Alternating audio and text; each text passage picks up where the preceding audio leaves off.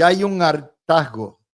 La gente está harta de las peripecias de la politiquería en la Comisión Estatal de Elecciones. Ya la gente se desconectó, le dieron off.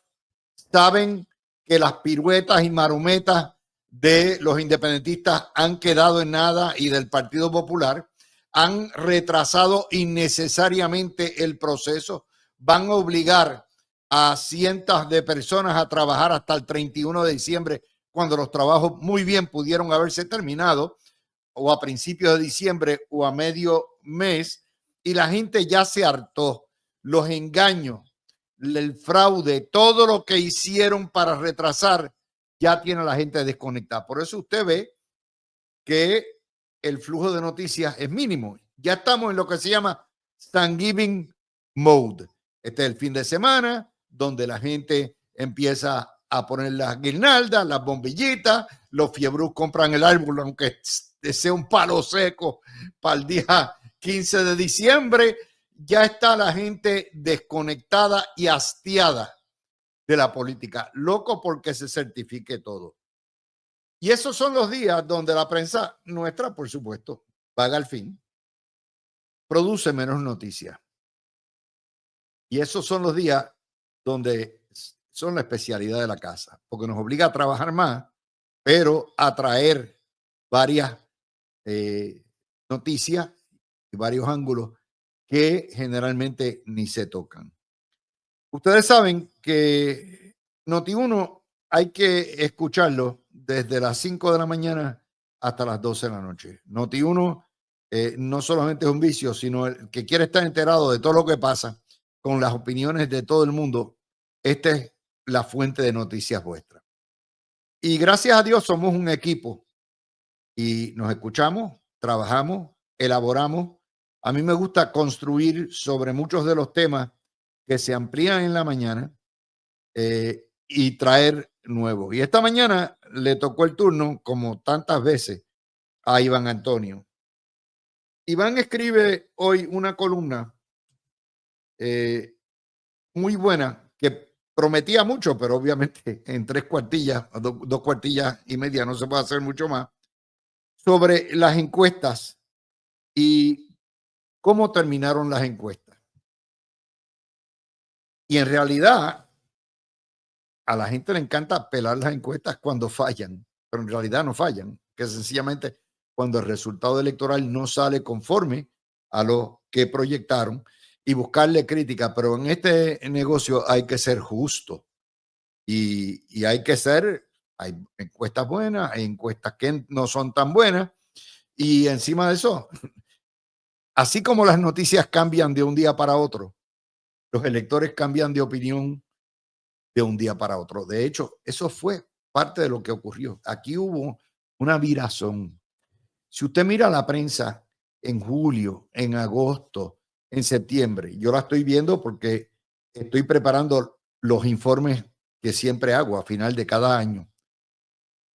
En Puerto Rico no había nadie que diera a Jennifer González ganadora fuera de la encuesta, porque toda la politología, todos los analistas, todo el mundo decía que aquí iba a haber una gran barrida de parte de la alianza y que Juan Dalmau sería el próximo gobernador y que los jóvenes se esporrocharían votando. Eso está prácticamente toda la semana. Había 2 o 3 historias de prensa consultando a los llamados expertos.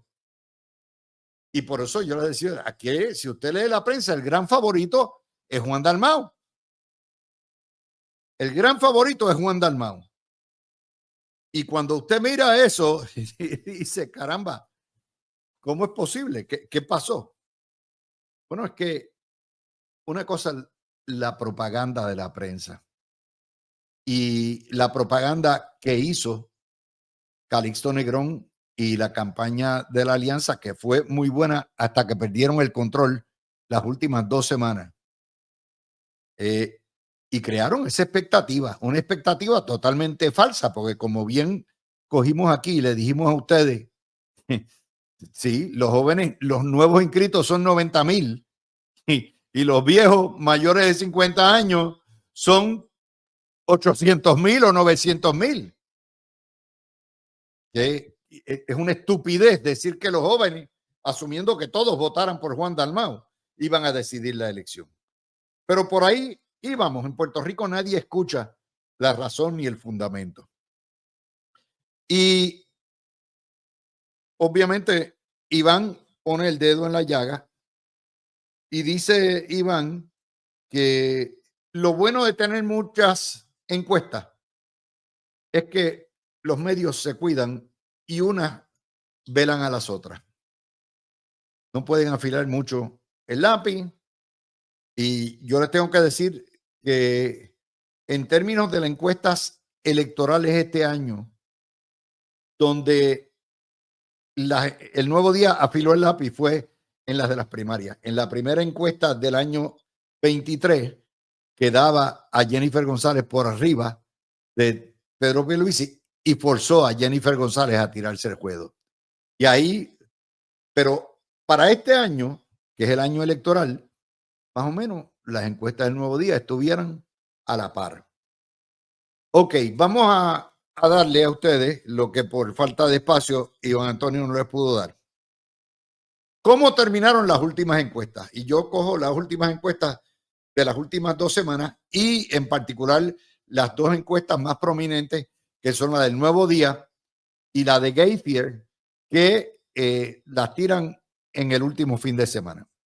Pero las voy a poner todas, incluyendo las que estuvieron en esa última semana. Mire, el Nuevo Día daba ganador en el fin de semana de cierre a Jennifer 37-29, Juan Dalmau, Jesús Manuel Ortiz 22 y Javier Jiménez 7.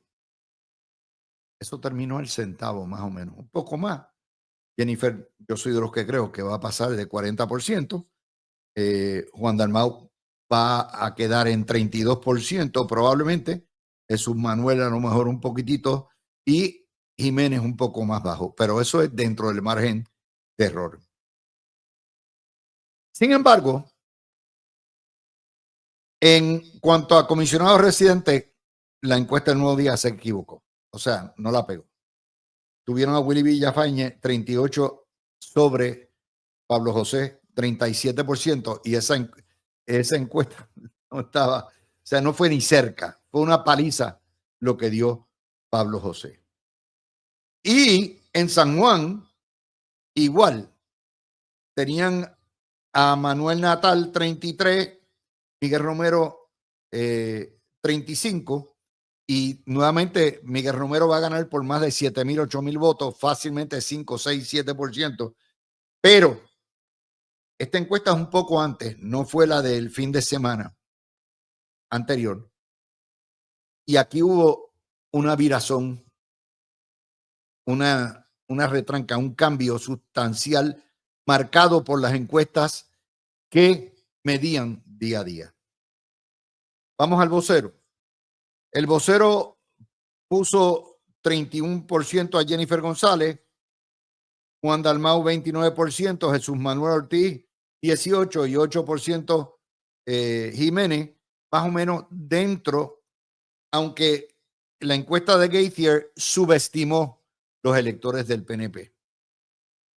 Y they should know better. ¿Por qué? Porque esta es la encuesta última que hicieron. Quiere decir que la encuesta en algún punto perdió, subestimó los votos del PNP. El PNP va a pasar de 40%. Y como les dije, Dalmau 32, Jesús Manuel subirá un poco y Jiménez bajará un poco. La encuesta más interesante de todo esto es la Elite Data, porque es una encuesta de rolling averages. Y al ser una encuesta de rolling averages, es una encuesta que trabaja todos los días. O sea, ellos tienen 10 días de resultados, todos los días le meten un resultado nuevo y descartan el más viejo. Y esa encuesta sí detectó un movimiento significativo. 3 semanas, un mes antes. Recuerden que está en la encuesta de la patronal. Y 3 semanas antes, esta encuesta que bajaba prácticamente, y de hecho, una semana antes, esta encuesta tenía pareado a Juan Dalmau. De hecho, tenía en cresta subiendo a Juan Dalmau hasta que llegó la semana desastrosa de Bad Bunny. Y ahí, el último día, la encuesta Lead Data, en vez de estar pareado, 40-35, sobreestimó un poquitito a Juan Dalmau, 16 Jesús Manuel, lo subestimó, pero claro, esto es una encuesta que no tiene entrevistas en el campo, que son las más certeras. Y subestimó a Javier Jiménez en 10. No es que lo subestimara. Yo creo que hubo una fuerte traslación de los evangélicos en los últimos 10 días, los últimos 12 días, de moverse de la candidatura de Javier Jiménez al PNP por la cuestión de lo que ocurrió, ¿no? La encuesta, la otra encuesta es la del profesor Jorge Benítez, que la dio 2 semanas antes, tenía 42% Jennifer González, Dalmau 23, Jesús Manuel 24, el margen de error era casi 4, 9 Jiménez, más o menos esa terminó ahí, pero puso ganando a Natal en San Juan y a Eva Prados. Así que ese cuadro, más o menos, es el de las encuestas. Desgraciadamente, no tengo la última de el amigo Jay Fonseca, que me hubiera gustado tenerla, pero de nuevo, el hecho de que sacara de su bolsillo para pagar una encuesta me parece maravilloso porque a mayor fuentes de información tengamos, mucho mejor y podemos comparar unas con las otras. En términos generales, les puedo decir que las encuestas fueron bastante certeras. De hecho, todas las 5 pegaron que Jennifer González iba a salir. Donde variaron era en San Juan, claro, es una submuestra, es mucho más difícil. Y en cuanto al comisionado residente, que todo el mundo sabía, más o menos, después del primer debate, esa carrera estaba ya puesta. Así que gracias a Iván por inspirarnos a hacer trabajo. Somos un equipo. Iván Rivera es maravilloso en sus análisis y aquí analizamos todo tipo de trabajo profesional y le traemos a ustedes algo distinto. Voy a hablar un poquitito de otro tema. Ahorita me llamó Jerry para decir que para mañana vamos a tener un adelanto del comité de transición en la mañana. O sea, vamos a analizar el comité de transición y vamos a analizar varias cosas. Y si desaparece o no Movimiento Victoria Ciudadana. Y yo, la curiosidad mató al gato. Yo dije, bueno, yo los he visto tanto transformarse. En los 70 había un huevo de partidos. El PPT, el partido, el PSP, el PUP, el PIP. Habían partidos, el Partido Soberanía, habían partidos del pueblo en su último aleteo. De manera que yo he visto elecciones de muchos partidos. Después de 1976, en lo que los independentistas llaman la partidocracia, Puerto Rico más o menos quedó, con excepción del 84, donde surgió el Partido de Renovación, en 3 partidos. Los 3 partidos de delegados, legacy parties. PNP, Partido Popular y el PIP. Y así corrieron durante los 80, los 90. Pero, de hecho, la última elección donde hubo 3 partidos fue la elección del 2000. Era el PIP, el Partido Popular. Los 2 partidos mayores sacaron 900,000 votos. Hoy apenas están pujando a llegar a la mitad. Y el PIB, que sacó 3%, 4% de los votos. Esa es la última elección. En este siglo se han celebrado 7 elecciones ya, en 24 años, 25 años. 2000, 2004, 2008, 2012, 2016, 2020 y 2024. Donde empezó a cambiar la cosa después de 8 años de lo que yo entiendo fue el mejor gobierno que ha tenido Puerto Rico en décadas, el de Pedro Rosselló. Hubo mucho resquemor y de hecho Sila Calderón gana en gran medida porque acentúa el llamado voto útil, se vistió de nacionalista y de aguerrida populista y logró capturar ella y posteriormente Aníbal en el año 2004 ese voto independentista, el voto melón que nació con Güelito en 1978 y que el Partido Popular pudo explotar en el 80, 84, en el 88, el 92, 96, el 2000. Pero después del fracaso de Sila, que fue la que envenenó la política puertorriqueña, en las elecciones del 2004 hubo 10 partidos. Usted dice, ¿what? 10 partidos. ¿Qué lo que era esa? Sí.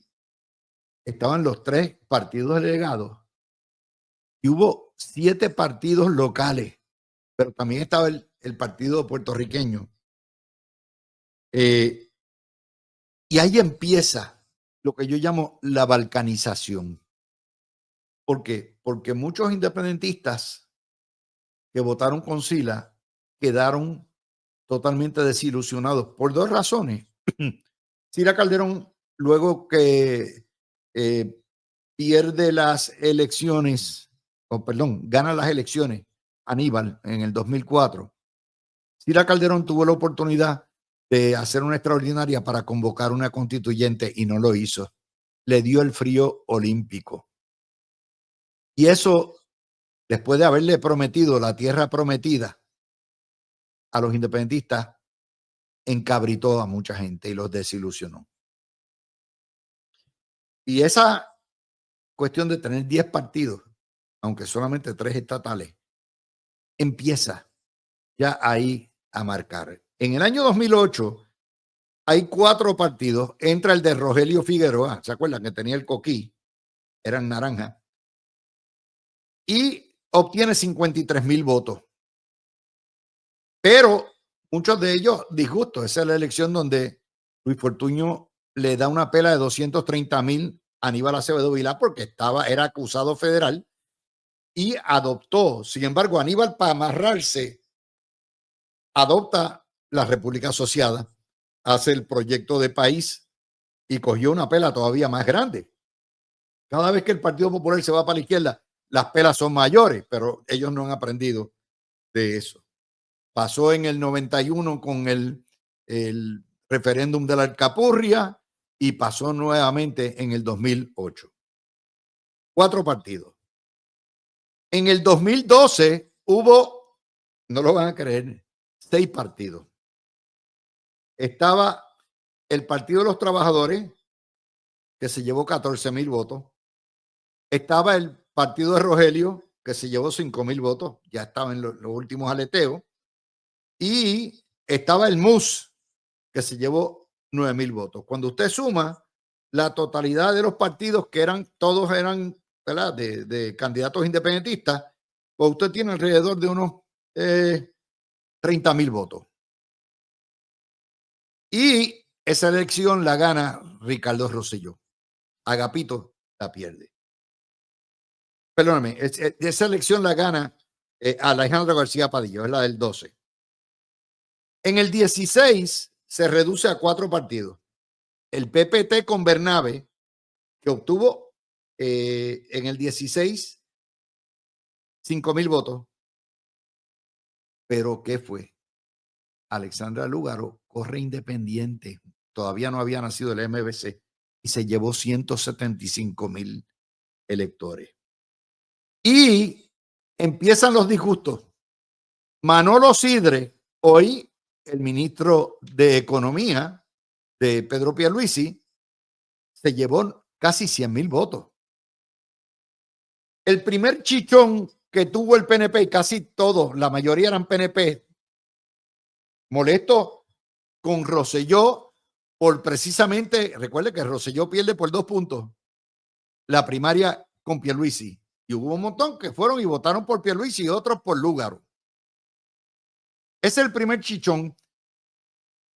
Sidre representa el inicio del disgusto conservador o el disgusto con la base del PNP, que luego termina en Dignidad.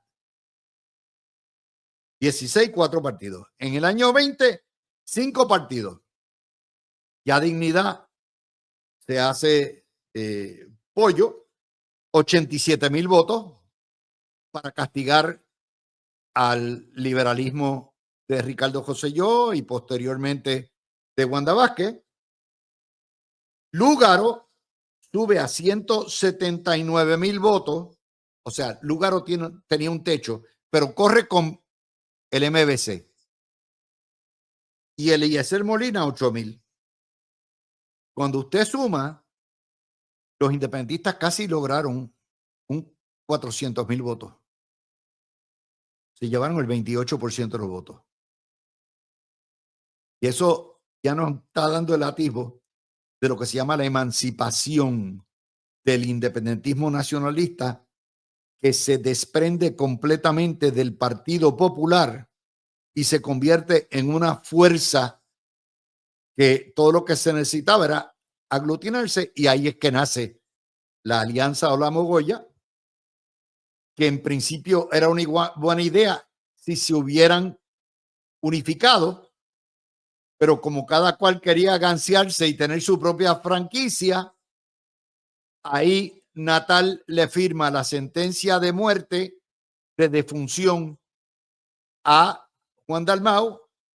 Juan Dalmau y el PIB se los clavan literalmente, los liquidaron al punto de que hoy no quedan ni inscritos. Y ellos todavía están peleando con el PNP y con el Partido Popular porque ellos no entienden, ellos no comprenden la aplanadora que les pasó por arriba y fueron los propios. Y esto no es nada nuevo. Esa traición, esa trampería que le hizo el PIB al MBC, se la había hecho al PSP, al Partido Socialista Puertorriqueño y a los partidos independentistas en los 70, porque el Partido Independentista es un partido unipersonal, despótico, donde no hay break de relevo absolutamente de liderato. Y si hubieran aprendido de la historia, con el PIB no se pacta, pero they got greedy porque dijeron, tenemos 28% de los votos, espérate, vamos a subir. Y en cierto sentido, tienen razón los independentistas. Subieron a 31% en términos plebiscitarios, pero al costo de una franquicia. Y eso nos trae al año 24, donde hay 5 partidos, pero rige lo que es la chusma. Toda esta cuestión, toda esta titerería, toda esta gancería de los comunistas del MBC que han envenenado todo el proceso, no tiene otro objetivo que socavar la fe en las instituciones democráticas. Y en eso el PIB ha sido un socio silente. El alboroto, el lío, lo forman los comunistas y el PIB, yo también, ya está, pero calladito. Y esta vez, en el 24, el Partido Dignidad se debe llevar a unos 85,000 votos. Va a bajar en %, porque obviamente Jennifer González le debe haber afeitado entre 2 y 3 puntos en esos últimos días de la campaña. Y Victoria Ciudadana, ¿saben qué quedó? 1,400 votos. Usted dice, pero ¿cómo es posible? ¿Cómo es posible que un partido que obtuvo con Lúgaro 175,000 votos en el 16 y 179,000 votos en el 20 haya quedado en 1,400? Porque le entregaron Primero, le dijeron a Lugaro, no te necesitamos. Natal se convirtió en el Führer. Natal comparado con Lugaro es un enano mental. Tan es así que se ha ido. Dejó sus tropas ahí batallando. Cuando supo que se perdió todo San Juan, se fue para allá, para Barcelona, a vacilar, a brillar hebilla, a virar huevo, todo eso. Mire qué clase de líder. Y esa franquicia, como franquicia, ya es materia dañada. Vendrán otros partidos independentistas, asumiendo que puedan cumplir con el requisito que les van a poner de firma y las condiciones que les van a poner. No vendrán nuevamente con participación en la mesa electoral jamás, salvo que se convierta en un partido delegado. Y ahí está. Ese proceso de la balcanización partidista ha producido 2 gobiernos compartidos en 25 años. Con eso, hoy le quité el puesto al profesor Ángel Rosa y le di la lección magistral a ustedes, porque creo que es importante discutir este tipo de cosas. ¿Ha mejorado la democracia? No, ha degradado enormemente. El multipartidismo es veneno para la estabilidad y para los propios procesos democráticos. Con eso, venimos con el panel. Los temas del día tienen que quedarse aquí. Yo siempre les he dicho a ustedes que este es un programa de 2 horas y dejamos los mejores temas, los más calientes, para la última hora. Mientras tanto, vamos calentando motores, tratamos de hacerlo lo más ameno, entretenido y educativo posible, pero lo obligamos a estar con nosotros 2 horas a través de radio o internet. Vamos a ir con la noticia del día, lo acaba de dar la señora gobernadora. El comité de transición, de hecho, hoy fue la conferencia de prensa de su presidente, el mejor alcalde que tiene Puerto Rico, Ramón Luis Rivera. El comité de transición va a comenzar mañana los trabajos y tiene pautado trabajar excepto el fin de semana de Acción de Gracias, que es el inicio de la Navidad y el inicio del tiempo de familia. Debe terminar su trabajo más o menos el 15 del mes que viene. Ellos tienen el 5, pero tienen que emitir los informes. El 5 terminan las vistas y me imagino que tendrán 10 días más. Este comité va a encargarse primero de las agencias con los proyectos de reconstrucción. Y mañana empiezan esas vistas con un enfoque fiscal y un enfoque de lo que está pendiente para completarse. Y los primeros que van a ir es el COR3, vivienda, y por supuesto el primer tema va a ser la situación energética, Luma. Una cosa que pidió el alcalde de Rivera es que paralicen todas las transacciones de personal, es decir, los atornillados.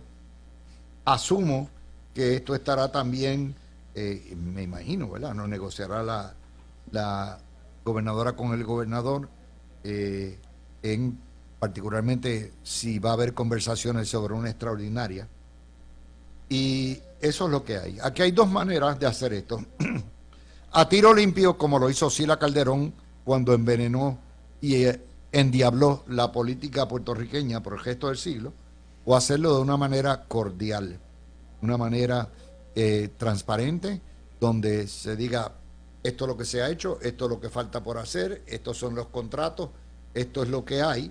Y de ahí la gobernadora hace 2 cosas. Número 1, por ahí empiezan a evaluar las personas para el gabinete, que se empezarán a nombrar, me imagino, después de la primera semana de diciembre. Y en segundo lugar, por ahí comienza la gobernadora a hacer su composición de tiempo y espacio de qué proyectos tiene que erradicar primero, qué proyectos le tiene que dar prioridad y dónde es que tiene que ponerse las tenis, cuestión de que no le pase lo que le pasó a Pedro Pierluisi, que todavía el atraso en todos esos fondos de reconstrucción lo liquidaron. De hecho, la tragedia de todo esto es que hoy Pedro Pierluisi anuncia, o el Departamento del Trabajo, la cifra de desempleo más baja en la historia de Puerto Rico, 5.4%, y el gobernador, que tiene unos números positivos desde que cogió el gobierno, nunca pudo capitalizar, le pasó como a Biden. Otra nota que sale de eso es que cuando le preguntan a Juan Zaragoza si descarta ser funcionario de Jennifer González, dice que él no lo descarta, aunque la gobernadora no lo ha llamado. Yo tengo reparos sobre que sea funcionario. Yo creo que Zaragoza es una persona valiosa, tiene mucho conocimiento. Una cosa es reclutarlo como un asesor experto en contribuciones, particularmente en reforma tributaria, que de eso él sabe, y es asesor, y otra cosa es volverlo a pasar, tratar de pasarlo por el Senado con la experiencia tétrica que tuvimos con él como secretario de Hacienda. La gobernadora dirá, pero nuevamente eso es un área. Empiezo con cualquiera de ustedes, Fernando o Javier, que quiera tomar el tema. Saludos, Luis, saludos a ti, a Fernando, que está aquí ya en cabina también. A Tony, que a diferencia de lo que tú dijiste de que estaba en el hoyo 18 a las 5 de la tarde, ya a las 5 de la tarde me imagino que estaba dándose una buena copita de vino. Está en la casa club, es verdad. Estaba langosteando. Estaba con un vino. Sí, no, él le gusta la cava, las cavitas, y básicamente, y si no, un Ribera del Duero añejito. Eso que créeme que a las 5 de la tarde el golf se había acabado hace rato. Es verdad, tienes toda la razón. Tienes toda la razón. Y pues a todo el público que nos está escuchando hoy en este martes, como lo catalogaste tú de friambrera de noticias. Tony es el mejor empleado público que nosotros tenemos, porque la Unión no le permite trabajar en feriado. Vamos para adelante con la transición. Mira, pues nada, me parece que el día de hoy transcurrió bastante tranquilo en términos de noticias. Obviamente ese anuncio de la transición trajo también unas entrevistas que le hicieron a los que han sido pues básicamente el tema de discusión gracias a la reacción que tuvo el Partido Popular a su nombramiento al Comité de Transición, que fueron pues Juan Zaragoza y obviamente Jorge Colbert a lo propio. Así que de Zaragoza... El chismoteo. Sí, el chismoteo, ¿verdad? Obviamente pues entrevistan a Zaragoza y Zaragoza, bendito, pues se hace disponible para el nuevo gobierno. Está bien.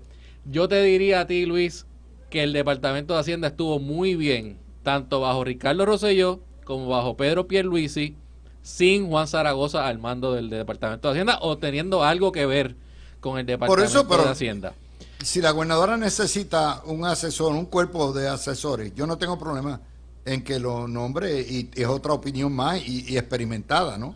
Pero el problema sería gabinete. Si nos dejamos llevar por la experiencia de Juan Zaragoza al frente del Departamento de Hacienda y como el principal asesor en términos de recaudos, impuestos, etcétera, de Alejandro García Padilla, pues ese hombre no conoce un impuesto que no le gusta para el pueblo de Puerto Rico. Así que, y todo lo que ese gobierno de Alejandro hacía para resolver cualquier problema que tuviese en términos de economía, la solución siempre fue imponer un impuesto. Así que si esa es la mentalidad, pues no sé si le haga falta a la nueva gobernadora, pero nada, se hizo disponible, ahí está.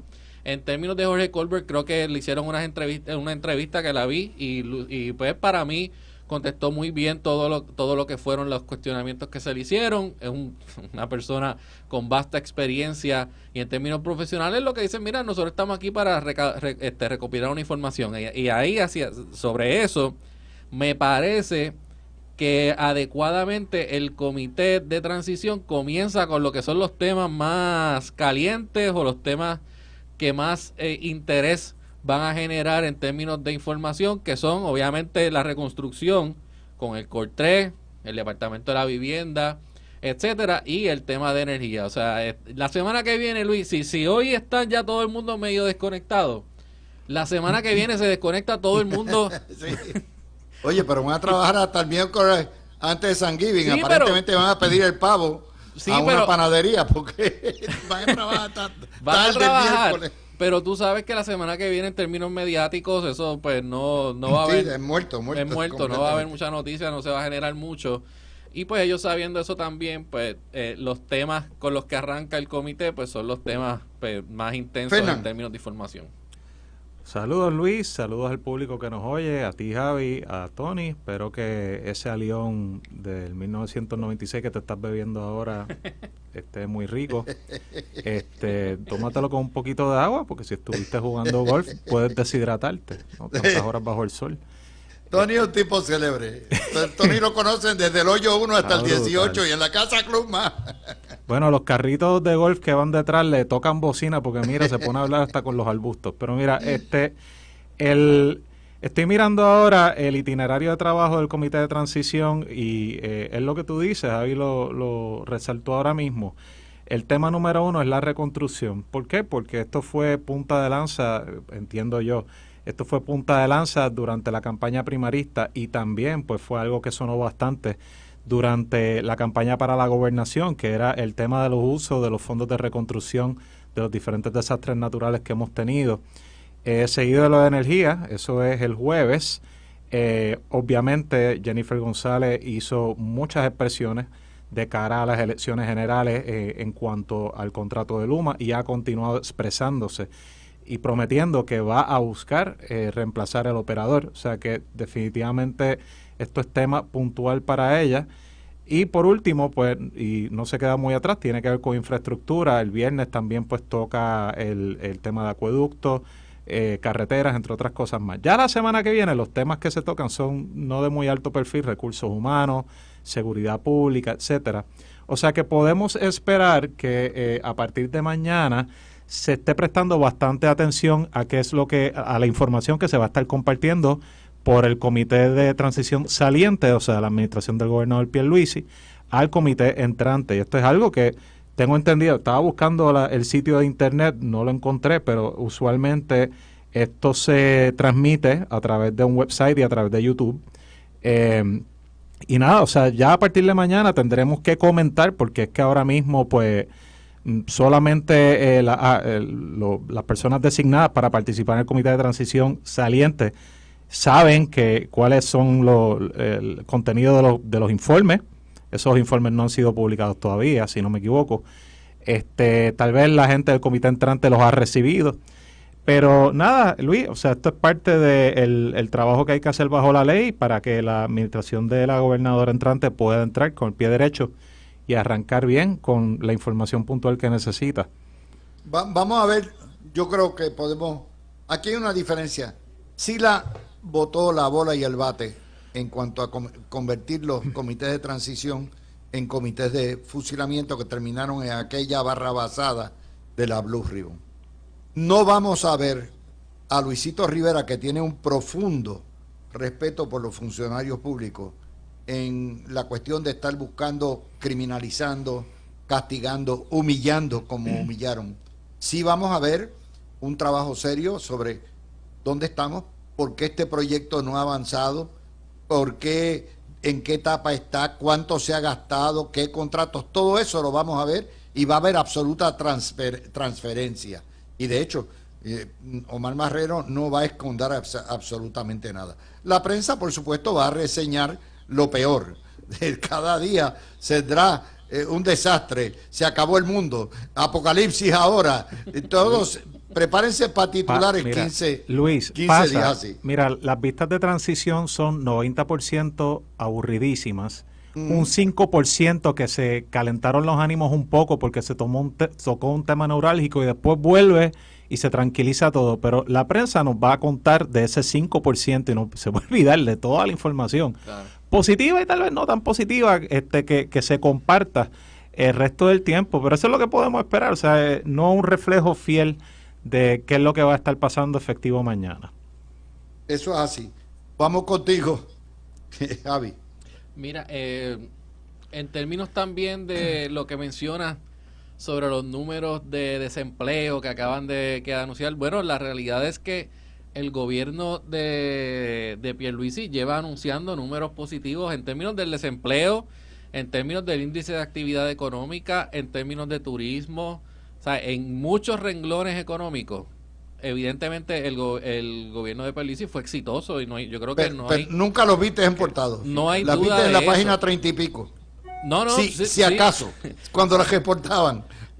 Y el problema y lo comparaste con Biden, el problema mayor que tuvo la administración Pierluisi en términos de comunicaciones fue cómo no poder comunicar efectivamente esos logros, pero a la misma vez separarse o distanciarse del problema de la inflación, porque la realidad es que a Biden lo mata y bueno, al final del día lo mató su performance en el debate, pero en términos de la elección mató a Kamala Harris. Uno de los temas neurálgicos que terminaron ¿verdad? Con Donald Trump ganando la semana pasada fue precisamente el tema de la inflación y cómo el ciudadano de a pie no sentía que su vida estaba mejor ahora que hace 4 años. Y Pierluisi, pues le pasa lo mismo en Puerto Rico, porque la realidad es que aquí, obviamente por la inflación en el precio de los alimentos, en términos de lo que es el petróleo y su efecto en el precio de la gasolina, en el precio del transporte, en el precio de la energía eléctrica, o sea, el asunto de Luma y otras cosas que quizás uno podría decir que estaban fuera del control del gobernador, pero él no supo lidiar tampoco con el hit mediático que eso generó. Así que pues algo ahí que a evaluar, ¿no? En términos de lo que vaya a salir en estas vistas, pues en todos esos temas que les acabo de decir, el gobierno reflejará números positivos. En términos de cómo va la reconstrucción de los proyectos de energía, de los proyectos de vivienda, ahí sí puede haber un atraso y tendrán que explicar, obviamente, los funcionarios en qué consiste ese atraso y por qué estamos donde estamos. Hoy yo estoy trabajando los resúmenes, yendo a las noticias del 1 de año para acá. En julio, la Junta de Control Fiscal, Mujica, señaló que el atraso enorme que hay no se debía ni a ellos ni al gobierno, sino a FEMA. A FEMA. Ok. Eso no hizo portada, ¿verdad que no? Nunca va a ser portada. Primero porque FEMA es inquilino de la familia Ferrer Rangel. Pero aparte de eso, no va a ser portada porque es quitarle el peso, el San Benito de encima al gobierno de Pierluisi. Esa realidad está ahí. Luis, entonces el político tiene que operar a base de la premisa de que el público en general no lo va a juzgar por los traspiés procesales que te ponen tal vez agencias como FEMA, sino por el resultado final, el bottom line. ¿Hay obra o no hay obra? ¿La reconstrucción se está moviendo o no se está moviendo? ¿Hay fondos aguantados o no aguantados? Y mira, yo entiendo que eso es algo bien ingrato y bien injusto, pero es que es una realidad. O sea, el público no tiene el tiempo para sentarse a analizar resmas y resmas de miles de papeles y familiarizarse con los temas complejísimos de cómo funciona FEMA y lo bizantino que puede ser.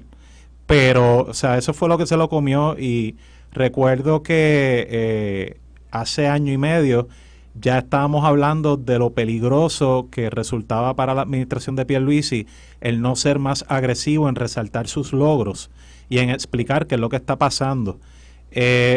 Recuerdo conversaciones con algunas personas allegadas a la campaña de él que mencionaban que pues en ese momento, en el 2022, tal vez no era tan importante, pero es que ya se estaban viendo las señales de que él podía ser retado. Tal vez internamente, que eso fue lo que terminó pasando, o por un contrincante de otro partido. Pero pues en ese momento como que no se veía muy importante y no se atendió eso, se lo chupó la bruja. Y es lamentable porque el gobierno de Pierluisi pues sí ha sido muy, muy bueno en manejar las finanzas de Puerto Rico y en estabilizar la situación de manera tal o sea, que Puerto Rico pudiese ya salir de la quiebra. Pues créanlo o no, el gobierno central ya salió de la quiebra, ya tiene un plan de ajuste, ya se está trabajando. Pero pues son realidades. O sea, cuando el público no ve resultados tangibles, no se va a ocupar de aceptar, claro. Pues mira, tal vez una explicación de, mira, es culpa de FEMA, lo dijo la Junta y lo dijo Pierluisi. Tenía otro problema que para las primarias se capitalizó sobre eso. Y tenía otro problema, que en las cosas que se veían, como en las carreteras, como las cosas que que siente la gente todos los días cuando va al supermercado, cuando iba a la gasolinera, cuando le llegaba el bill de la luz, etcétera, pues no sentían que el índice de actividad económica mejoró y está en 2%. ¿Y? Sí, pero dile a la gente... El desempleo está en 5.7. Bueno, yo tengo el mismo empleo, tengo el mismo salario. Pero dile a la gente, eso es culpa del FED que subió las tasas de interés para la inflación. O sea, la gente no, de Biden, no van a entender eso. Tengo que hacer la pausa. Cuando vengamos, vamos a trabajar.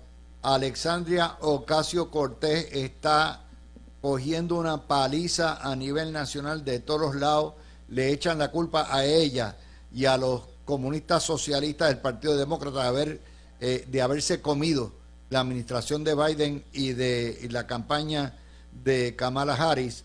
Y se metió en la boca el león a pelear con la comunidad judía. Y eso sí que son palabras mayores. Vamos a la pausa. El lanzamiento del Starship, el 6º lanzamiento, que es la nave que se va a utilizar para Marte y para los viajes interestelares de Elon Musk de SpaceX. Y ya lleva 2 minutos y camino a donde tiene que ir. Fabuloso. Esto la verdad es que se ve precioso. Lo pueden ver en SpaceX X a través de X. Bueno, vamos a ver. Les planteé a Alexandria Ocasio-Cortez, está metida en un lío. Es obvio, Richie Torres le envió unos cantazos bien fuertes. La comunidad judía le envió también unas críticas porque ella culpa a la comunidad judía por haber destruido al Partido Demócrata. Ella es antisemita, aparte de que es imperialista, independentista y antiamericana. Y esto obviamente ella está segura en su distrito, el número 4 de Nueva York, pero ciertamente tiene un problema. Se puso con AIPAC, que es la organización de los judíos, y está, como les digo, fildeando para atrás. Obviamente ya hay un reconocimiento general que la radicalización del Partido Demócrata bajo la Squad y bajo estos radicales dirigidos por Alexandria Ocasio-Cortez, Bernie Sanders y también Nidia Velázquez, que pertenece a ese combo, todos, la mafia de Chicago, la mafia urbana de Nueva York, el Gran Grijalba, le costaron y están ahora en echar culpa. Empiecen ustedes.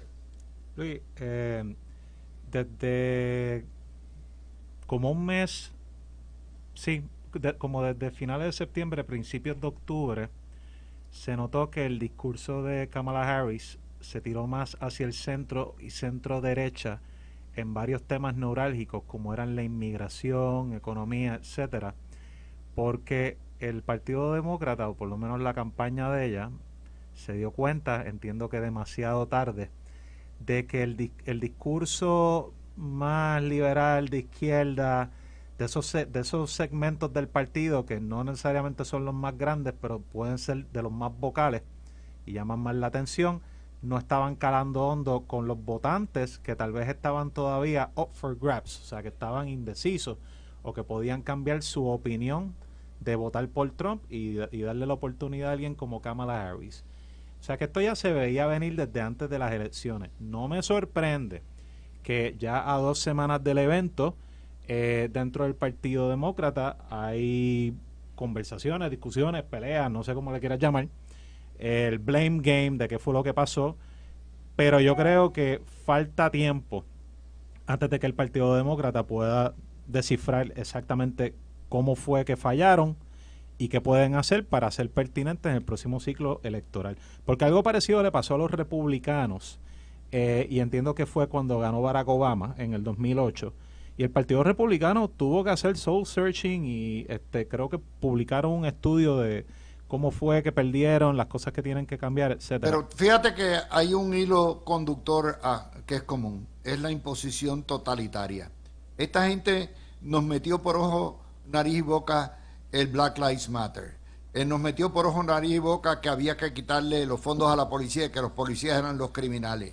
nos metió por ojos y nariz y boca los trans, la cuestión de diversidad e identidad sexual, nos metió por ojos, nariz y boca el nombre de Hispanics, Latins. Esta gente son unos verdaderos déspotas, como pasó en Puerto Rico.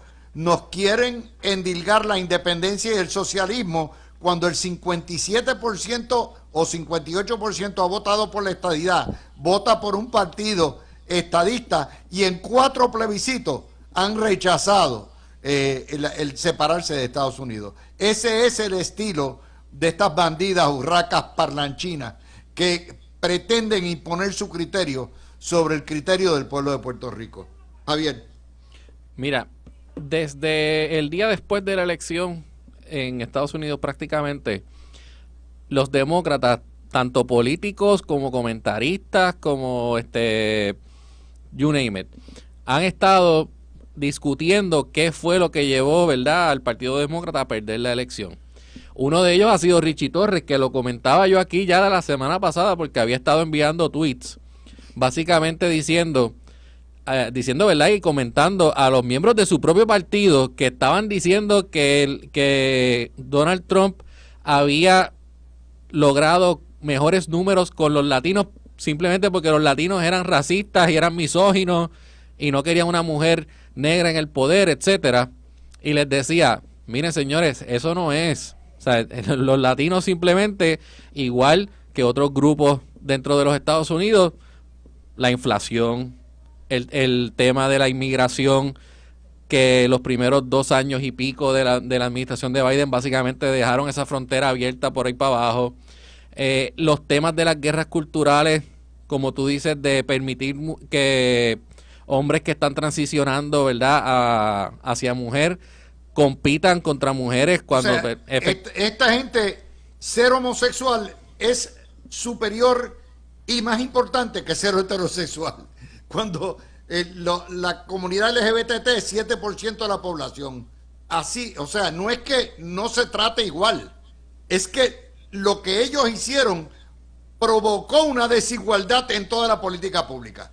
Y hoy en la entrevista que le hace José Delgado, que ya yo había visto esto en Twitter, porque él lleva 2 semanas, básicamente, Richie Torres lleva 2 semanas en Twitter diciendo todo lo que dijo en la entrevista de hoy. Pues él dice, mire, igual que los republicanos les pasó en las elecciones de medio término del 2022 cuando se fueron demasiado a la derecha en términos de lo que es el derecho al aborto y perdieron en un montón de estados los referéndums que se llevaron a cabo y eso generó entonces que igualmente perdieran escaños en el Congreso que se esperaba que retuviesen, etcétera.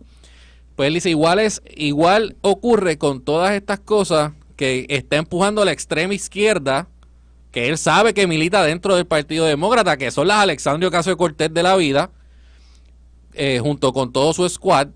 Y él dice, mira, esos temas son unos losers con el pueblo americano, punto, debemos alejarnos de eso. Y esa discusión se está dando ahora en este momento. Y viene Alexandria Ocasio-Cortez y también hace un tweet criticando básicamente al lobby mayor de pro-Israel en los Estados Unidos, porque para colmo, esa ala también del Partido Demócrata suena como que bastante antisemita muchas veces cuando se dirigen a lo que está ocurriendo, ¿verdad?, en el conflicto entre Israel y Palestina. Y eso también ha generado una discusión grande y le han caído arriba a Alexandria Ocasio-Cortez porque, vamos a hablar claro, ese lobby es poderoso y al final del día me parece que igualmente no le trae mayores adeptos al Partido Demócrata estar en una posición donde se puede entender, aunque no sea su intención, que están apoyando a un régimen terrorista como Hamas. Mira, Luis, creo que fue antes de ayer o ayer se publicó una columna, no recuerdo el medio, que decía, ¿cuándo es que los demócratas van a empezar a aprender a decir que no? Y era una carta de un demócrata a otros demócratas. Porque la cosa es que algo donde los demócratas sí fallaron, y yo creo que eso está bastante claro ahora, es que no fallaron en darle el espacio a estos grupos que promueven estas ideas, sino que fallaron en darles la milla completa. O sea, en no poner control y disciplina dentro del partido y el discurso del partido y permitir que estos grupos, que en realidad entiendo no representan a la mayoría de los demócratas, o sea, son grupos que tú los puedes definir, sabes quiénes son los que lo lideran, son unas personas en particular, pues básicamente se apropiaron y le pegaron una etiqueta al partido que no necesariamente responde a lo que la mayoría del partido en realidad cree. Y eso es lo que el público percibió, y así pues fácilmente tú le montas encima la situación económica, que era la inflación, encima de eso, que esa es la cherry, y un montón de personas que tradicionalmente tal vez te podían votar demócrata, optaron por votar republicano. ¿Por qué? Porque asociaban la presidencia de Biden y la participación de Kamala con precios más caros en artículos básicos, problemas tal vez en el tipo de empleo que se estaban encontrando, problemas con la inmigración, y eso entiendo que, o sea, ya eso está bastante claro. El resto... Mira, cuando yo veo que quien domina todas las relaciones de Puerto Rico y Estados Unidos son los diásporos independentistas, y la Nidia Velázquez, y Luis Gutiérrez, y AOC, y la Mark Viverito, yo, ¿sabes lo que digo? Maldita sea la madre de ser demócrata. Y lo digo, o sea, es una barbaridad. Y yo no puedo apoyar una imposición imperialista de esa gente por encima, porque si dijéramos que Puerto Rico votó independiente, oye, el día que Puerto Rico vote independentista, el primer que va a apoyar ese mandato va a ser este servidor. Uno tiene que estar en las buenas y en las malas. Pero esa pretensión de llevar a Puerto Rico a la pobreza extrema, a lo que representa el socialismo, lo que representa el independentismo para Puerto Rico, de parte de gente que no tiene que sufrir las consecuencias, eso es una barbaridad. Sí, Luis, pero y como yo, tienen que haber miles de puertorriqueños. Y no digo yo en los demás temas, espérate, ¿no? Pero el liderato actual, excepto por una persona, el liderato completo y la directiva completa del Partido Demócrata puertorriqueño son estadistas bona fide. Lo sé, pero son una colonia, no tienen el poder. Son colonia de los diásporos, eso es una realidad. Claro. ¿Por qué? Porque no hay poder político, no lo hay. No hay representantes, no hay senadores, no hay voto presidencial, por lo tanto, el de aquellos vale más que el de nosotros. Claro, eso pero que eso es una realidad. Lo que te quiero decir es que por no más es que Dávila Pernas trate, Charlie Rodríguez, Pedro Pierluisi, el que sea, no dejan de ser colonia de los diásporos independentistas. Claro, pero no es representativo de lo que es ser un demócrata en Puerto Rico. Eso es lo que te estoy tratando de decir, Luis. No. Bueno, o sea, la elección interna del Partido Demócrata en marzo dejó claro que en Puerto Rico los demócratas prefieren la estadidad para Puerto Rico y son distintos a eso. Pero sí, coincido contigo, Luis, en que en el poder que tienen a nivel nacional, porque mira lo que pasó con el proyecto de estatus. Jennifer González radica un proyecto que es de admisión, que es lo que se ha hecho en todos los territorios que se han terminado convirtiendo en estados donde hubo plebiscitos o referéndums apoyando la estadidad para el estado, para el territorio en ese momento que luego se convierte en un estado. Y viene Nidia Velázquez y le radica un contraproyecto pidiendo una asamblea constitucional de estatus y metiendo la independencia y metiendo la libre asociación, y hubo que pactar con esa gente para hacer el proyecto de consenso, que es el que termina con las tres opciones de la estadidad, la independencia y la libre asociación. Un proyecto que no se ha hecho para ningún otro territorio y que, ¿verdad?, es la historia de los Estados Unidos y de cómo se han convertido los territorios en estados.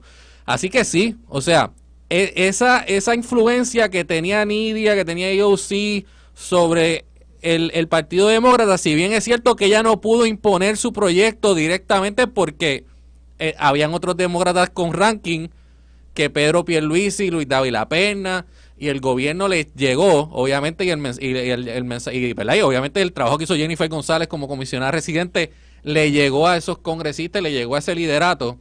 Pues no es menos cierto que lograron insertar por ahí en el proyecto muchas cosas que tenía el proyecto original de Nidia Velázquez. O sea que sí, hay una sobre representación y un poder que no es proporcional a la cantidad de gente que representa ya Nidia Velázquez y AOC y qué sé yo dentro del Partido Demócrata versus lo que los puertorriqueños quieren. Bueno, yo discrepo del término, ¿cómo que dijiste? Malas representaciones que dijiste, o de representación. Sobre representación. No, que ellos sobre representación, ajá. ok. Sí. No hay representación posible. Ellas son legisladoras federales del estado de la ciudad de Nueva York. Representan a sus constituyentes. Los de Chicago, no los de representan Chicago. para nada a los puertorriqueños que viven en la isla. Ese es el problema. No tienen derecho a representarnos, tienen derecho a expresar. De hecho, Nidia Velázquez se metió aquí a decir que se robaron las elecciones y que quería que el FBI investigara al Partido Nuevo Progresista y a la Comisión Estatal de Elecciones. Así de bandida es. Bueno, y sin dejar, así de bandida es. Y sin dejar a un lado la hipocresía de tú siendo una congresista que está dentro del andamiaje congresional de poder en los Estados Unidos, tú querés la independencia para Puerto Rico y los 3.2 millones de puertorriqueños que viven en el territorio. Fíjate qué interesante que estas mujeres están embusteras, las dos, que le garantizaron a Puerto Rico que cuando gane el candidato independentista continuarán los fondos federales, la ciudadanía americana per seculorum, que nadie se los va a quitar. Eso es una mentira, eso es un engaño y ellas lo saben. Se lo han dicho 1000 veces en el Congreso. El día que ustedes partan por la tabla en medio, ya está. Amigo, la gallina vale un real, adiós, goodbye. Sí, pero Luis, sé que es el tema y estamos mirando y analizando una pieza de rompecabezas, pero no para de ser menos pecaminoso que tenemos un partido republicano local con el mismo problema, pero desde otro ángulo con el Partido Nacional. Porque si bien es cierto que para ser republicano en Puerto Rico tú tienes que ser estadista, si no me equivoco, tú tienes que declarar que tú favoreces la estadidad. Tenemos un partido republicano a nivel de todos los Estados Unidos que está silente sobre el tema. A pesar de que podemos estar en desacuerdo con lo que está diciendo Nidia Velázquez y con todo lo que ha hecho Ocasio-Cortez y todo ese grupo de gente que está tratando de meter cosas que nosotros no queremos, sí te tengo que decir que yo le tengo que aplaudir que por lo menos tuvimos esa conversación y esto llegó a vista y se votó y se aprobó un proyecto, que eso nunca había pasado antes. ¿Y quién impulsó eso? Principalmente el Partido Demócrata. A pesar de todos estos problemas, que estoy de acuerdo con lo que ustedes están diciendo aquí, y obviamente con la ayuda y el empujón que dio la ahora gobernadora de Puerto Rico. Hay una diferencia fundamental. Una cosa es tú apoyar un proyecto neutral entre fórmulas legítimamente descolonizadoras, donde el pueblo de Puerto Rico es el que decide en un plebiscito avalado federal, que es el proyecto de Jennifer González, de Alexandria Ocasio-Cortez y de Nidia Velázquez. Y otra cosa es venir aquí, endosar al independentismo, endosar a los socialistas, decirle a la gente que un voto por ellos no implica un voto por la independencia, garantizar los fondos federales, criticar y decir que son unos corruptos los que están en el poder. Eso ya es meterse dentro de sus distritos. Lo que pasa es que el PNP nunca ha tenido los pantalones de meterse en los distritos de ellos a hacerle politiquería en contra. Pero esos son los estadistas, ¿sabes? Los estadistas dejan que los mangoneen lo que les dé la gana. Pero son dos cosas distintas. Proyecto neutral, donde el pueblo decide, y otra cosa es imponernos, favoreciendo a la alianza independentista. Además, tú sabes que, no, Luis, de tiempo, yo discrepo. Yo creo que al igual que Bad Bunny, esas dos nos hicieron un favor endosando a Juan Dalmau. Eso es otra cosa. Porque eso estoy seguro que también le puso un petardo en el fundillo a un montón de PNP o estadistas que no necesariamente son PNP para salir a votar íntegro por el PNP. Es cierto, pero ¿sabes qué demuestra también? Que cuando las causas se radicalizan, muerden el polvo. Por eso es que el Partido Demócrata, con la Squad y con Alexandria Ocasio-Cortez y la influencia de toda esa gente sobre la administración de Biden y Kamala Harris, mordió el polvo. Y por esa razón, Juan Dalmau aquí mordió el polvo. Por poco, si no es por Bad Bunny, hoy Puerto Rico tendría un gobernador independentista. Bueno, en la dimensión paralela donde él vive, él está esperando que lo certifiquen todavía. Solamente métete en sus redes. Él y Natal dándose vino y la buena vida en Barcelona también está esperando que lo... Están descansando porque van a tener mucho trabajo los próximos 4 años gobernando, chicos. Dale un break. Fíjense que yo me fío en dos cosas. Obviamente yo no tengo acceso a las encuestas que son las más valiosas en una campaña, que son las tracking polls. Y por eso le presté tanta atención a las de ¿cómo se llama? Media, o como se llamaba. Lead Data. Y le presté Lead Data. Y le presté mucha atención también a lo que eran las encuestas que iban sacando de semana en semana otros medios. Obviamente, en esas 2 o 3 semanas, en vez de cerrarse la brecha, se abrió la brecha. Y eso tiene que ver con la badbonización. Cuando el partido independentista pierde control del mensaje, de la campaña, de lo que hay, y en la euforia del baile, del reggaetón y toda la madre, y no se dan cuenta de lo que está pasando. Hubo un montón de conservadores religiosos que brincaron. Hubo un montón de populares que le dieron el voto a Jennifer González. Hubo un montón de estadistas que no iban a votar que dijeron vamos a votar. Esas 3 semanas para mí fueron críticas. Si no, Juan Dalmau sería el gobernador. Yo no sé si ustedes tienen una idea. Lo fueron. Yo discrepo de que Juan Dalmau hubiese sido el gobernador. O sea, ciertamente si te dejabas llevar por la narrativa de los medios de prensa y analistas y comentaristas, pues definitivamente lo tenían a él como si era una línea para ser el gobernador.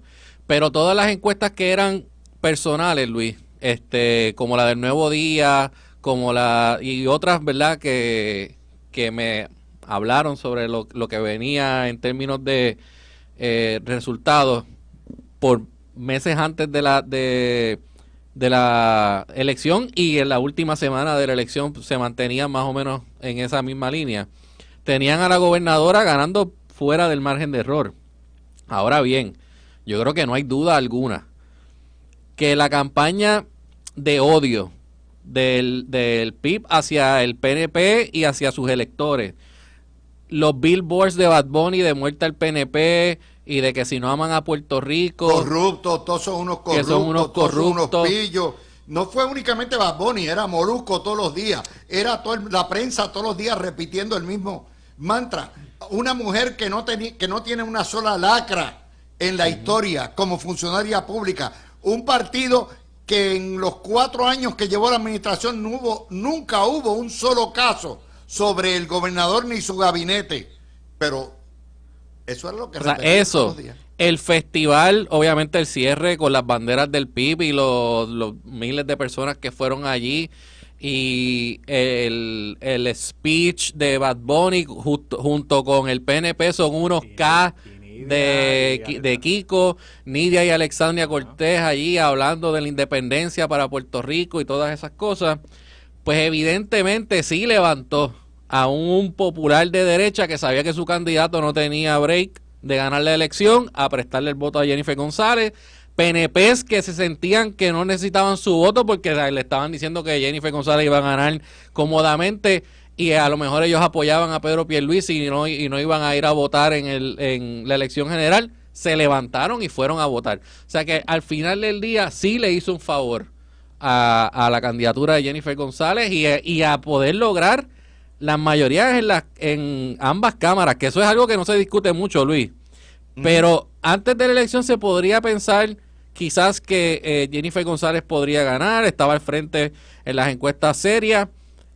Quizás el Senado lo podríamos ganar, pero ganarlo de la forma en que se ganó y ganar la Cámara también, eso fue también obviamente consecuencia directa de que el PNP se levantó y fue a votar porque tenían ciertamente terror de lo que le estaba tratando de vender la prensa y los analistas y los influencers, etcétera.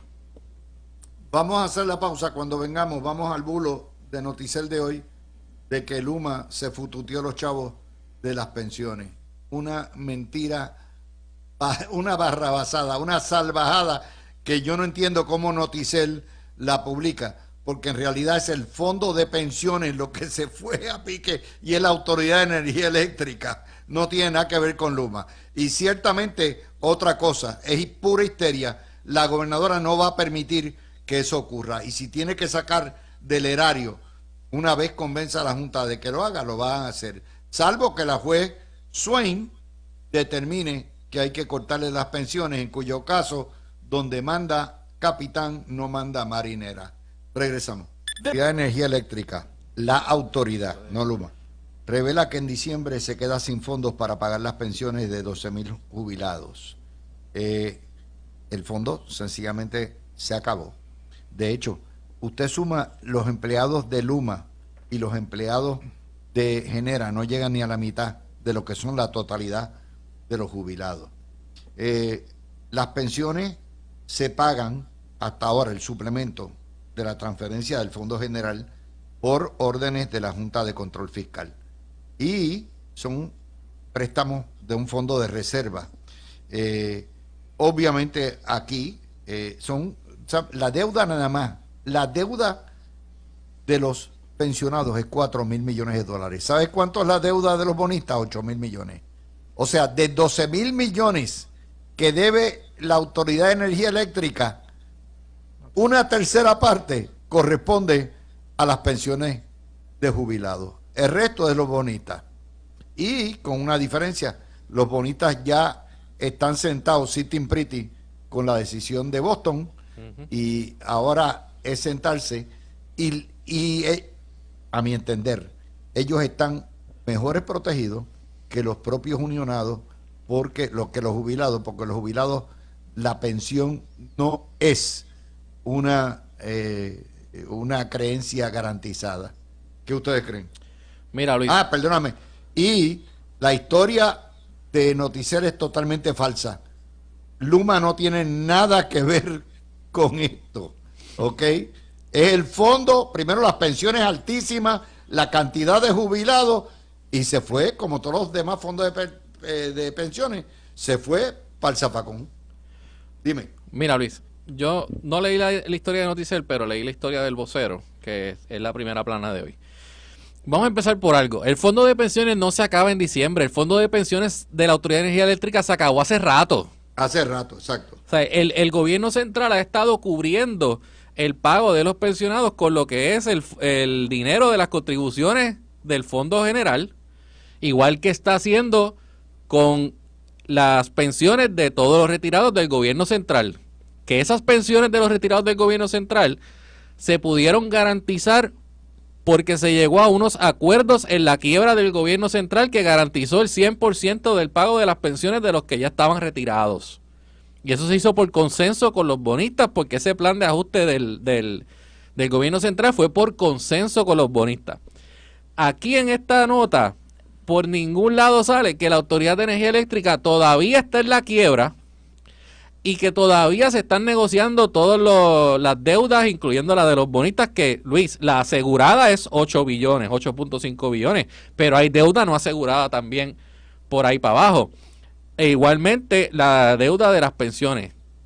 El gobierno central, tanto de Ricardo Rosselló, Wanda Vázquez, Pedro Pierluisi y ahora el de Jennifer González, que ya igualmente lo ha dicho, siempre han tenido como un norte proteger las pensiones de todos los retirados. Y eso incluye las pensiones de estos retirados de la Autoridad de Energía Eléctrica, nos guste o no nos guste. Así que esas pensiones, la gobernadora cuando entre, si no se hace antes, ¿verdad? Porque obviamente se vence en enero, la gobernadora entra el 2 de enero, algo tiene que haber ahí ya cuadrado antes de que ella entre, y si no está, pues eso es de las primeras cosas que va a tener que hacer para poder llegar a un acuerdo con la Junta de Supervisión Fiscal y las agencias pertinentes para poder enviar fondos del gobierno central para pagar esas pensiones, en lo que se resuelve el asunto de la quiebra. Porque recordemos que todavía están peleando allí los bonistas, porque los bonistas quieren sus 8 billones completitos que están asegurados, y hay un plan de ajuste que está presentado, y eso todavía faltan meses, y quién sabe, porque si se litiga hasta el final, y hay apelaciones, etcétera, no se sabe cuándo eso va a acabar. Así que los pensionados lo más que pueden hacer es confiar en que, igual que se ha hecho con los demás pensionados del gobierno central, sus pensiones se van a tratar de proteger dentro de todos estos procesos. Definitivamente, Fernando, es la desinformación en Puerto Rico es una cosa. Con tal de clavarse a Luma, se las inventan. Se las inventan. La nota del vocero plantea, por lo menos recuerdo dos cosas: que Luma no estaba haciéndole suficientes transferencias a la Autoridad de Energía Eléctrica porque no estaban solicitando reembolsos, pero no se especifica de qué, no sé a qué se referían. Y segundo, que estaban gastando mucho dinero trayendo empleados de otras empresas filiales en Estados Unidos continental para acá, y yo no sé qué pataleo adicional. Yo creo que el negociado de energía está cansado también de este toma y dame, y me parece muy correcto que le hayan puesto el potro a ellos, le hayan puesto la bola en la cancha a la Autoridad de Energía Eléctrica y le ordenaron que ya mañana o pasado mañana tienen que presentar alternativas para financiar esas pensiones posterior a diciembre. El punto de que todavía la Autoridad de Energía Eléctrica está en quiebra es neurálgico, porque a fin de cuentas el que es responsable del pago de esas pensiones es la Autoridad de Energía Eléctrica, no Luma Energy. O sea, Luma no está administrando el fondo de pensiones. Luma está bregando con la distribución y supuestamente va a participar en la reconstrucción de la red eléctrica. Eso sí, la gobernadora no lo reemplaza. Así que, a fin de cuentas, lo que se cubrió fue el pataleo del liderato de la Autoridad de Energía Eléctrica, sin darle al pueblo de Puerto Rico luz de pues, cuáles son las alternativas. Es una media noticia, vamos a ponerlo así. Pero lo de Luma es un bulo total, porque Luma cobra un fee específico y fijo. O sea, por administrar y hacer el trabajo que están haciendo. O sea, nada tiene que ver eso con lo que es el pago de las pensiones de un fondo que se quedó sin dinero. Punto. O sea, y que está siendo financiado totalmente por el gobierno central. O sea, son las cosas que te traen las uniones cuando van aquí o estos gremios, que cada vez que les preguntan, pues tienen que ponerle tienen que echarle la culpa al Big Bad Wolf, tú sabes. En este caso, pues era Luma. Luma es el que tiene la culpa. No, señores, la culpa la tienen las malas administraciones pasadas de la Autoridad de Energía Eléctrica, que le dieron los convenios colectivos que le dieron a los empleados, que malgastaron dinero, que le dieron unos beneficios que estaban muy por encima de lo que podían pagar, y al final del día, la mejor prueba de eso es que el fondo se quedó sin dinero. Yo te garantizo, Luis, que el viernes, cuando sea la vista de transición de la Autoridad de Energía Eléctrica, le van a caer encima a la Autoridad de Energía Eléctrica con este tema. La gobernadora no se puede arriesgar a que sea visto como el primer tropiezo de su administración. Y vamos a entender una cosa. Ella lo va a resolver, sí o sí. Dinero que tenga que salir de Hacienda, ¿es dinero menos de servicio o una imposición más a los contribuyentes? O sea, el contribuyente va a pagar esto, vamos a entenderlo. Sí, no es a través de la tarifa de Luma, que eso nada tiene que ver con esto, es a través de la transferencia que se la haga a energía eléctrica para nutrir ese plan. Sí, ciertamente, hasta que no se apruebe un plan de ajuste dentro de la quiebra que incluya las pensiones y se vea si algún alza en tarifa va a tener que ir a pagar esas pensiones o esas deudas. Bueno, ciertamente un alza en tarifa viene para pagar la deuda total de los bonistas, pensiones y todo de la Autoridad de Energía Eléctrica. Hasta ese momento, todo sale de lo que es el fondo del gobierno central. Bueno, vamos a hablar un poquitito. Hoy el juez Merchan, que es el caso de la sentencia en Nueva York, que ya la convicción contra Donald Trump, suspendió indefinidamente la sentencia. Yo soy de los que creo dos cosas. Todos los casos contra Donald Trump, a la luz de la ley de la doctrina de inmunidad que hizo el Supremo, se tienen que caer porque no es procesable en este momento y eventualmente los tienen que retirar todos. Imagínense ustedes tener un presidente de Estados Unidos convicto. Todos esos casos se tienen que caer ¿quién perdonó o conmutó la sentencia de Trump o lo evitó, le dio la inmunidad? El pueblo que lo eligió. La palabra suprema la tiene el electorado y le dieron prácticamente el perdón ejecutivo. No sé qué ustedes creen. Yo me acuerdo que esto fue, creo, el último tema del martes pasado. Sí. Mira, quiero dejar algo bien claro. Lo que la Corte Suprema de Estados Unidos resolvió de la inmunidad del presidente es con relación a actos oficiales mientras él está ocupando la silla de presidente. Aquí hay una mezcla de casos, de eventos que sucedieron mientras él fue presidente, cosas que pasaron antes, que ese es el caso de Nueva York, que tiene que ver con el fraude de documentos, falsedad ideológica, o sea, se mintieron unos documentos corporativos. Está el caso de Georgia, que pasó durante la presidencia. Está el caso de los documentos secretos, que pasó después. O sea, que hay de todo un poco. Yo lo que entiendo que está sucediendo es que, por lo menos con el juez Merchan, que es un juez estatal, que conste, lo que dice la Corte Suprema no necesariamente aplica a los estados, porque acuérdate que los estados son entidades soberanas y que tienen sus propias facultades, que no son las que el gobierno federal tiene. Pero tú crees que esto no va a terminar en el Supremo claro, si el juez puede acabar, pero déjame terminar. Lo que te estoy tratando de decir es que entiendo que el juez Merchan fue pragmático, porque digamos que él dice, mira, yo soy un juez del estado de Nueva York, que es una entidad soberana dentro de la Federación de los Estados Unidos, y yo digo que este hombre hoy empieza a cumplir una probatoria o 6 meses de cárcel, que es la pena máxima. Ajá, pues eso va a causar, evidentemente, una crisis de carácter constitucional. O sea que yo creo que él está siendo pragmático.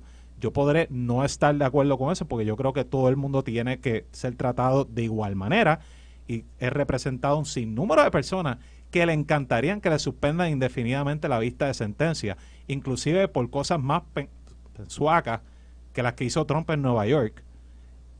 Pero no son el presidente de los Estados Unidos.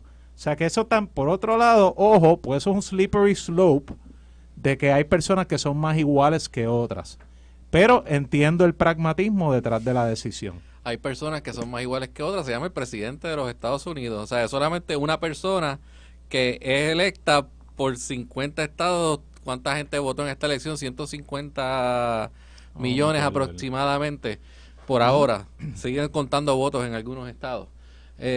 Y al final del día, la realidad es que en términos prácticos no iba a pasar nada, porque al final una corte de un estado como Nueva York, digamos que esto continuaba hacia adelante, todas las apelaciones que Trump y su equipo van a hacer, terminaba Alvin Bragg y el estado de Nueva York ganándola, y tenías al final del día una convicción que era final y firme.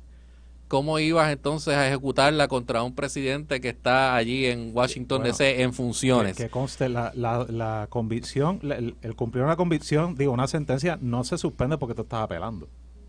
O sea que si Merchan lo sentenciaba hoy, pero eso es lo que podía te digo, apelar Fernan. después, pero él estaba en probatoria o preso. Lo que pasa es que fue... Fernan, no iba a estar preso jamás y nunca un presidente de los Estados Unidos por una decisión de un estado del estado de Nueva York. O sea, en términos prácticos. Que quieren evitarse una crisis de mayor envergadura. Claro. ¿Sabes? Claro, y él ahora hay muchas cosas todavía en ese caso. Sí, en ese caso se han radicado mociones solicitando al juez que se exprese sobre la decisión de la inmunidad y cómo aplicaría en el caso, etcétera. El juez no emitió ninguna determinación en cuanto a eso todavía. O sea, eso está ahí pendiente. Obviamente estaría pendiente una apelación de los cargos, aun si lo hubiese sentenciado, etcétera.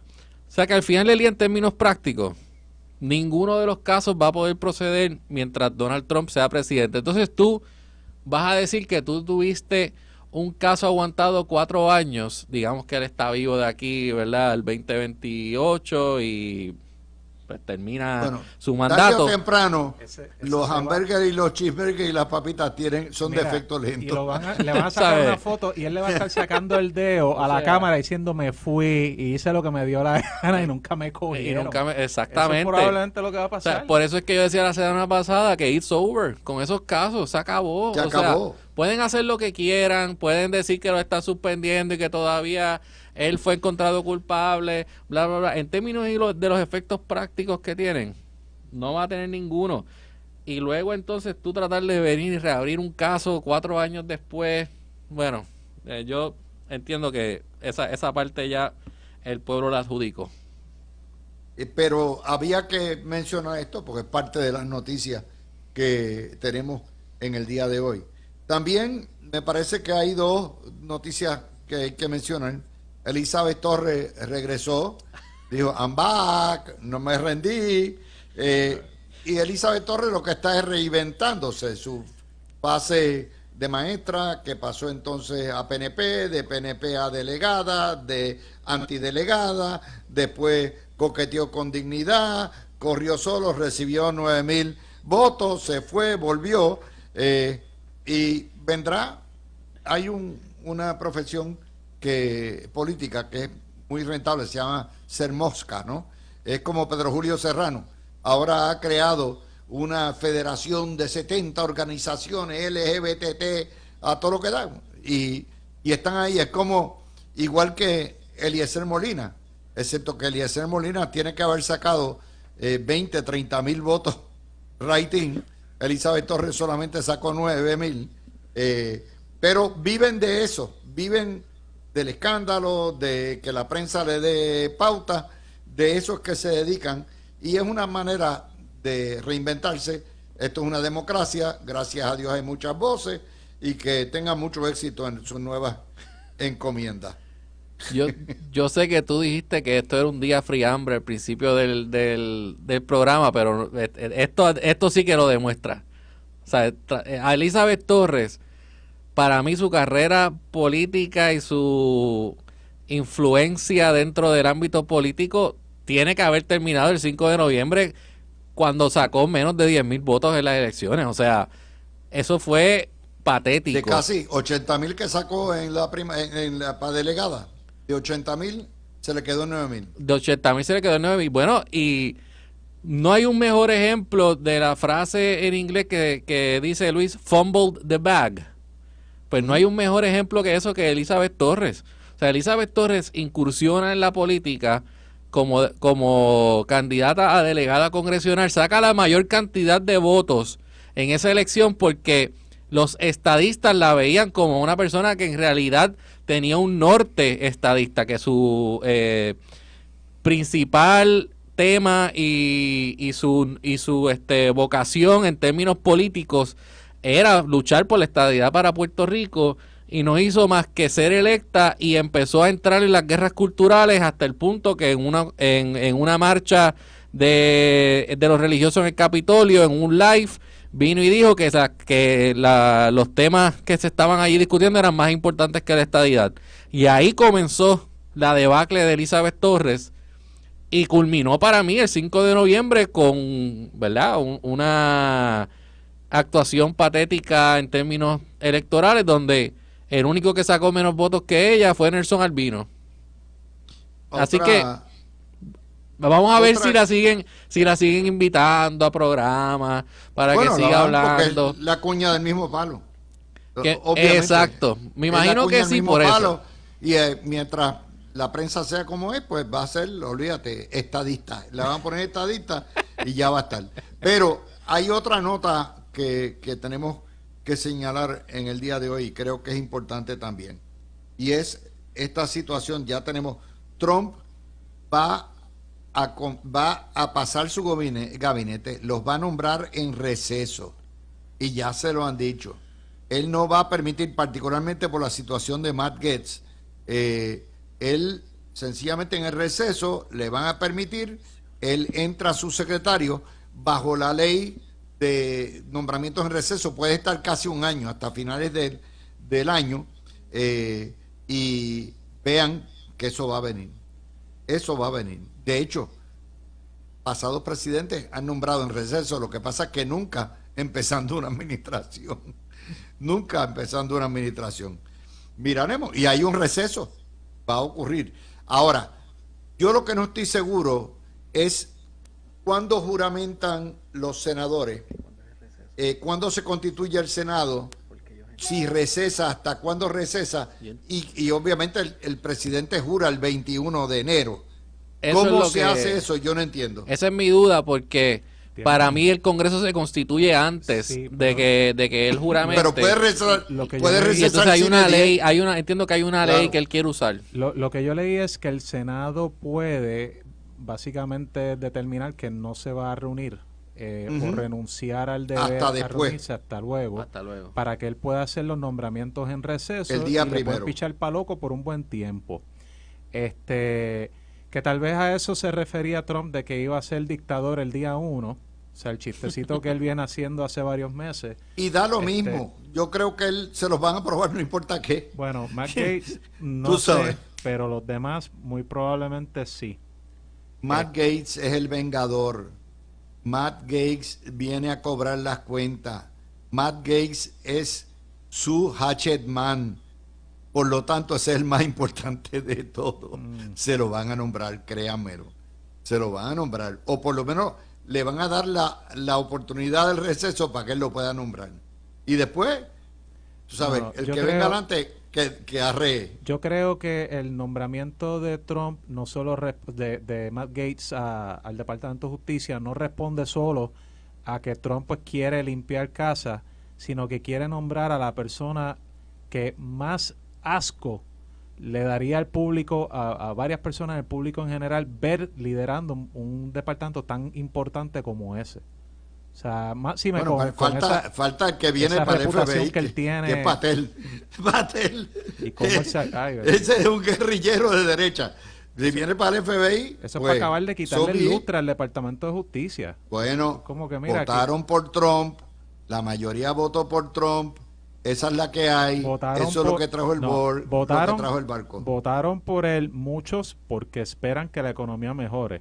No porque son early adopters o late adopters del trumpismo tal cual como él lo vende por ahí Está en los bien, rallies que él hace. Pero eso, ¿sabes qué? Cuando tú votas por un gobierno, tú le das un cheque en blanco hasta la próxima elección. Eso, bueno, eso es verdad, porque así es No la tiene, democracia el representativa. cheque en blanco no tiene vuelta hasta la próxima elección. No hay más. Te lo tienes que chupar 4 años. Y el mandato es el mandato, se respeta. No, y es un mandato con ambas cámaras legislativas. Claro, seguro. No un mandato a él Bueno, solamente.